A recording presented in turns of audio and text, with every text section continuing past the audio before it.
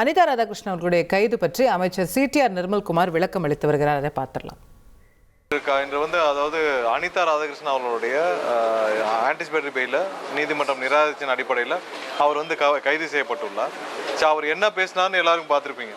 அவர் என்ன மாதிரியான அவதூறாக முதல்வருடைய குடும்பத்தை சேர்ந்தவர்கள் மற்ற எல்லாரையும் தனிப்பட்ட முறையில் எவ்வளோ கேவலமாக பேசினாலும் தெரியும். அவர் இந்த மாதிரியான வாய்க்கொழுப்பில் தேவையில்லாமல் அவதூறாக எவ்வளோ மோசமாக இது அவங்க கலைஞர் கருணாநிதி காலத்துலேருந்து இப்படி தான் இருக்கும். ஏதாவது குடும்பத்தினரை பற்றி பேசுறது ஏதாவது கேவலமாக பேசுறது இது மாதிரி அந்த காலத்துலேருந்து கருணாநிதி காலத்துலேருந்து இப்படி தான் அவங்களுடைய வழக்கமே, திமுகவினுடைய வழக்கமே அப்படி தான் தனிப்பட்ட முறையில் மோசமாக விமர்சனம் பண்ணுறது. ஸோ அவருடைய ஆன்டிசிபேட்டரி பெயில முன்ஜாமீன் ரத்து செய்த அடிப்படையில் இன்றைக்கி காவல்துறை அது யூஸ்வலாக நடக்கிற விஷயம்தான். முன்ஜாமீன் ரத்து செய்யப்பட்டால் கைது செய்யப்படுவார்கள். கைது செய்யப்பட்டால் நீங்கள் அவங்க பெயில் போடணும். இதை நார்மல் நடைமுறை தான். ஸோ அதற்காக அவர் பேசியதற்கு வழக்கு போடாமல் இருக்க முடியாது. ஸோ அதை பொறுத்து கொள்ள முடியாமல் இன்றைக்கி தோல்வி பயத்தில் எல்லா திமுகவினும் இதே தான் பண்ணிட்டு இருக்காங்க. ஸோ இதே மாதிரி தான் எல்லாரும் பேசிட்டு இருக்காங்க. முன்ன இருந்த காலகட்டங்கள்லாம் ஒவ்வொரு ஆட்சி மாற்றம் நடக்கும் பொழுது திமுகவினர் அவங்களுக்கு வசதியாக அவங்க ஏரியாவில் இருக்கிற புதிதாக வந்த அதிமுக அமைச்சர்கள் யாரையாவது பிடிச்சி செட்டில்மெண்ட் பண்ணிக்கிறாங்க. இப்படி தான் இந்த காலங்களில் இவங்களாம் நடந்துருச்சு. இந்த ஆட்சியில் அண்ணன் விஜய் தலைமையிலான முதல்வர் விஜய் தலைமையிலான ஆட்சியில் யாரையும் செட்டில்மெண்ட்லாம் பண்ண முடியாது. ஊழல் செஞ்சால் வழக்கு, தப்பு செஞ்சால் வழக்கு, தேவையில்லாமல் மக்களையும் பெண்களையும் அவதூறாக பேசினால் கண்டிப்பாக சட்டம் தன் கடமையை செய்யும். எந்த திமுக அமைச்சரும் யாரையும் பார்த்து செட்டில்மெண்ட் பண்ண முடியாது. எந்த ஆட்சி மாற்றம் வந்தால் ஊழலுக்கு ஒரு பணத்தை கொடுத்து காம்பன்சேட்டும் பண்ண முடியாது. நீங்கள் எங்கேயும் ஊழல் கிடையாது, எதுலேயும் ஊழல் கிடையாது. ஸோ இன்றைக்கி அவங்களுக்கு வேறு வழியே இல்லாமல் இன்றைக்கி தேவையெல்லாம் பேசிகிட்டு இருக்காங்க. இன்றைக்கி அதில் சொல்லியிருக்கிறாரு, அவரை ராஜினாமா செஞ்சுட்டு சேர சொன்னாங்களாம். அனிதா ராதாகிருஷ்ணன் மாதிரியான ஒரு ரவுடியும் ஒரு கேவலமான ஒரு நபரையும் கண்டிப்பாக தவம் இருந்தாலும் நாங்கள் தமிழக வெற்றி காலத்தில் என்றைக்கும் சேர்த்துக்க மாட்டோம். ஸோ அவர் அது அவருக்கும் தெரியும். ஸோ அந்த மாதிரி ஒரு நபரை, ஒரு கேவலமான நபரை, அந்த மாதிரி ஒரு ரவுடித்தனமான இன்றைக்கி தென் தமிழகத்தில் அனைத்து விதமான ரவுடித்தனமும் செஞ்சுட்டு இருக்கிறது அனிதா ராதாகிருஷ்ணன். கட்ட பஞ்சாயத்துலேருந்து எல்லாமே செஞ்சுட்டு இருக்கிற அனிதா ராதாகிருஷ்ணன். அனிதா ராதாகிருஷ்ணனால் அங்கே 20 வருஷமாக அந்த தென் தமிழகம் முழுவதும் அமைதிக்கு குந்தம் விளைவித்து அவ்வளவு தேவையில்லாத ரவுடித்தனமும் அவ்வளோ கட்ட பஞ்சாயத்துகளும் அவ்வளவும் நில அபகரிப்பு அனைத்தும் செஞ்சது அனிதா ராதாகிருஷ்ணன். ஸோ அனிதா ராதாகிருஷ்ணன் மாதிரியான ஆட்கள் நபர்கள் தவம் இருந்தாலும் தமிழக வெற்றிக்கிறதுல சேர்த்துக்க மாட்டோம்.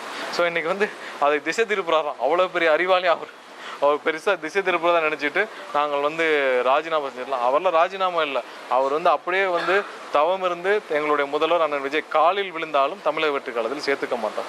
ஸோ அதை கிளாரிஃபை பண்ணுறோம்னு நினச்சோம். ஏன்னா இந்த மாதிரி தோல்வி பயத்தில் இன்றைக்கி எல்லாருக்கு மேலேயும் ஏதாவது ஒரு வழக்குகள் இருக்குது. ஏன்னா அவங்க ஊழல் செஞ்சுருக்காங்க. இன்றைக்கி ஹைவேஸ் டிபார்ட்மெண்ட்டில் ஊழல் இருந்துச்சு, அதனால் அவர் மேலே வழக்கு பதிவு செய்யப்பட்டிருக்கு. ஸோ சட்டப்பூர்வமாக ஆதாரம் இருந்தால் அது வழக்குகள் நடக்கும். அதில் போய் அந்த வழக்குகளில் சார்ஜ் ஷீட் ஃபைல் பண்ணுவாங்க, நடக்கும். இதானே நடக்கும்.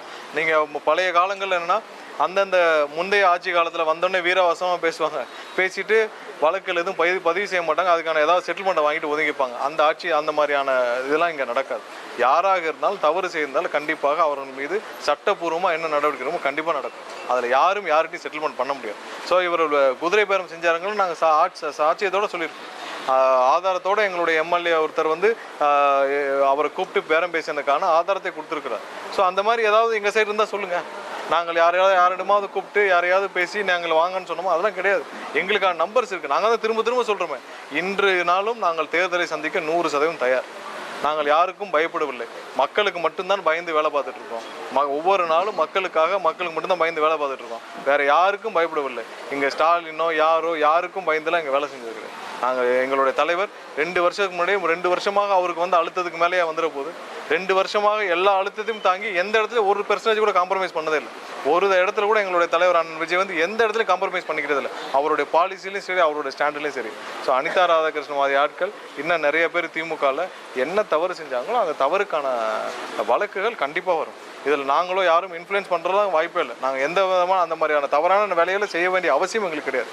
ஸோ அதனால் அவர் யாரையோ இன்னைக்கு காரில் ஏறுறப்ப ஒரு பதட்டத்தில் ஏற்கனவே அவங்க ஆட்சி காலத்திலே அவரை ஒரு அமைச்சராக இருந்தவரே கைது செய்யப்பட்டப்போ பேண்ட்லேயே யூரின் போனவர் தானே.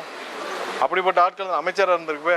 இன்றைக்கி பதட்டத்தில் ஏறுறப்ப அவர் யாரோ ரிசைன் பண்ண சொன்னாங்க. யாருன்னு ஆதாரத்தோடு சொல்ல சொன்னாங்க. அவரை யார் ரிசைன் பண்ணி நீங்கள் தமிழக வெற்றி கழகத்தில் சேர சொன்னாங்கன்னு ஆதாரத்தோடு சொல்லுங்கள்.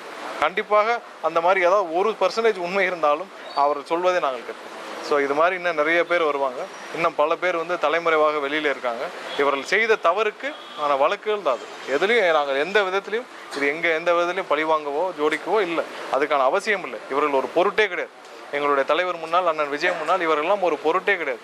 மக்கள் விரோத செயல், மக்களுக்கு எதிரான செயல், மக்களுக்கு எதிராக என்னென்ன செய்யணுமோ ஊரை கொள்ளையடித்து ஒரு குடும்பத்தை வளர்த்த நபர்கள் இன்னைக்கு மக்களுடைய முழு ஆதரவோடு இருக்கிற எங்கள் தலைவர் முன்னால் இவர்கள் ஒரு பொருட்டே கிடையாது.